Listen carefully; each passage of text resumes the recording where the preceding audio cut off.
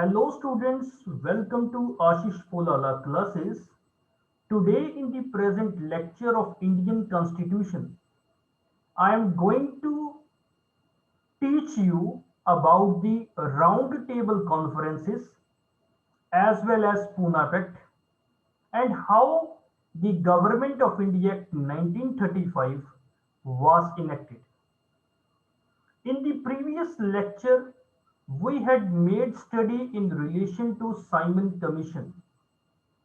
And after the failure of the Simon Commission in India, the then Governor General of India, Lord Irwin, made the announcement that a round table conference was to be held in London.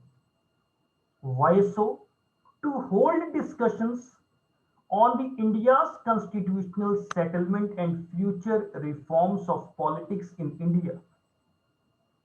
But the Indian National Congress flatly refused to participate in the Round Table Conference because Indian National Congress wanted the conference to proceed on the basis of dominion status for India.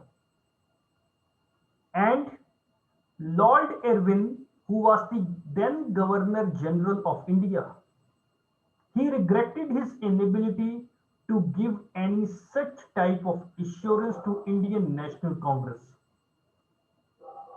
Gandhiji also started civil disobedience movement against the British government on January 1st, 1930. After the civil disobedience movement against the British government, Gandhiji again started Dandi March on 12th March 1930. And on 6th of April 1930, Salt law was also violated by the Indians. The first round table conference held in London on November 12, 1930, but it was held in the absence of Indian National Congress Party. Therefore, it failed to achieve anything. After the failure of first round table conference, many political leaders of Indian National Congress Party was arrested by the British government.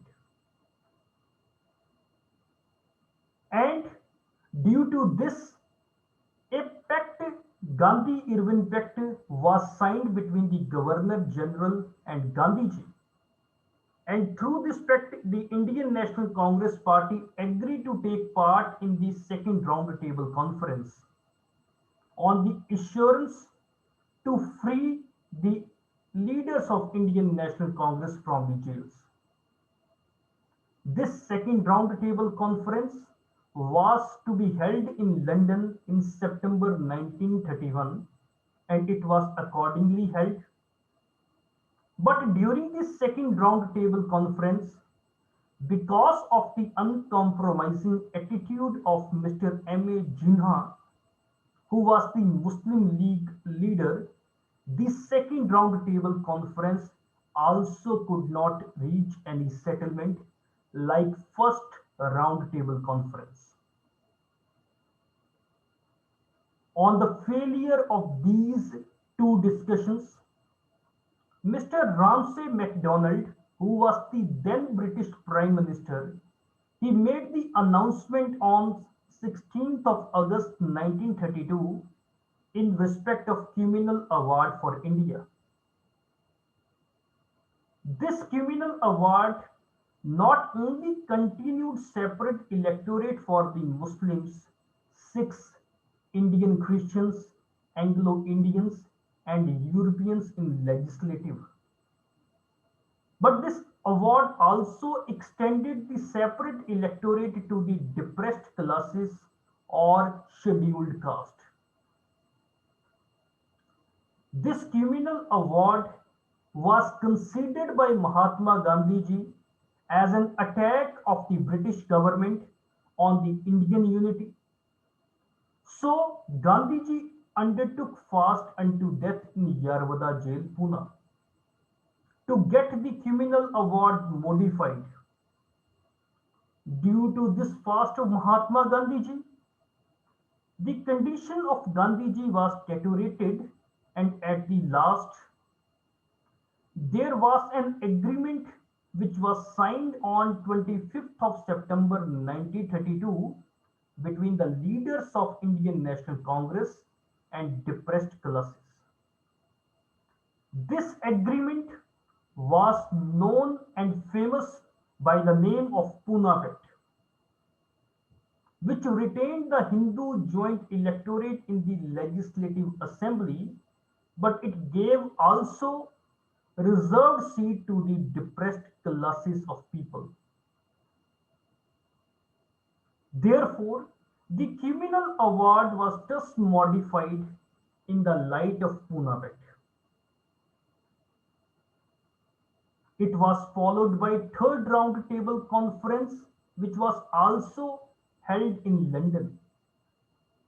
And on the basis of these discussions during the third round table conference, which discussions were held from 17th of November to 24th of December 1932, a white paper on constitutional reform was published in March 1933. And this white paper on constitutional reform had been submitted for the consideration of the Joint Select Committee of the British Parliament.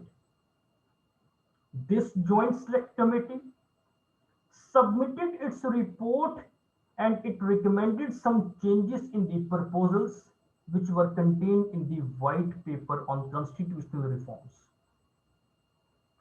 Based on this report of the Joint Select Committee, the Government of India Act 1935 was introduced in the Parliament of Britain in December 1934.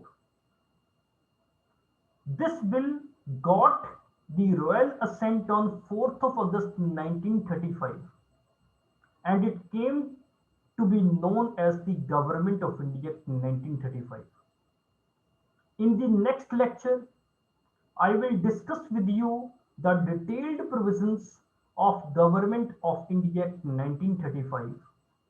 For the time being, thank you very much, and kindly subscribe my channel if you are learning something.